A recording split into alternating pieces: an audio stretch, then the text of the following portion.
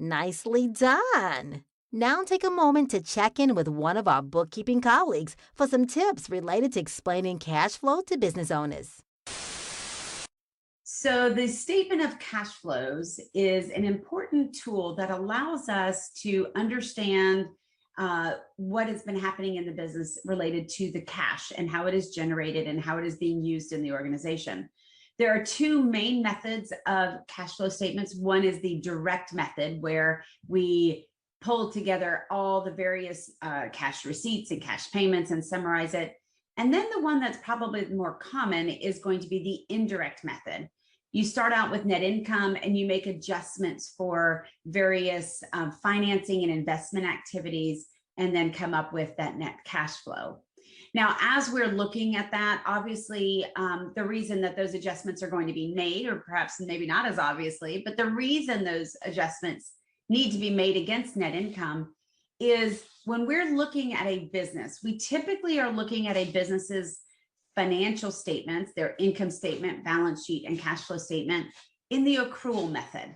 That is, of course, the method of accounting where we are recognizing income when it is earned and expenses when they are incurred. So I may have an expense today, but not actually pay it for another month.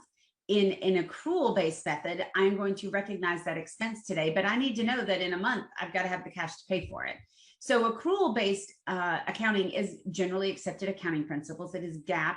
That is how we would look at it. So when we look at our net income, our income minus cost of goods sold gives us our gross profit, minus the expenses to operate the business, and we get our net income. That does not reflect whether or not that cash has been received yet. We could have a really large accounts receivable balance. So even though our sales are good, our cash flow is terrible because we haven't collected the money for it. So when you are looking at a cash flow statement, you're going to see that we need to account for things like that. So when we see our net income, but we see that there has been an increase in accounts receivable, then we need to adjust our net income for that.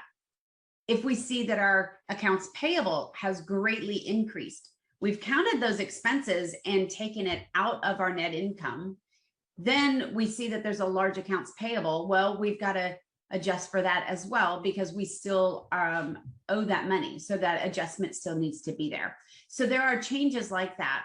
There could also be an investment in inventory. And so we need to account for that. That is not showing up in our net income statement or in our income statement because it's not there until the items are sold. But if we have invested and increased our inventory, then the cash outlay for that inventory needs to be accounted for on that cash flow statement, as well as when we are increasing liabilities or taking out loans or doing other types of activities that are going to be showing up on the balance sheet. So that is what you're going to see as you're looking through a cash flow statement.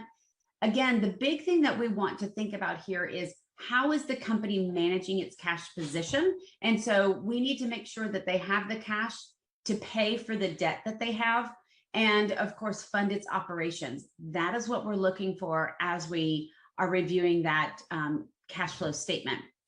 And so again, you're going to see cash from operating activities, which is typically your income statement showing there, and then from investment and financing activities and so on. So those are the big pieces of it.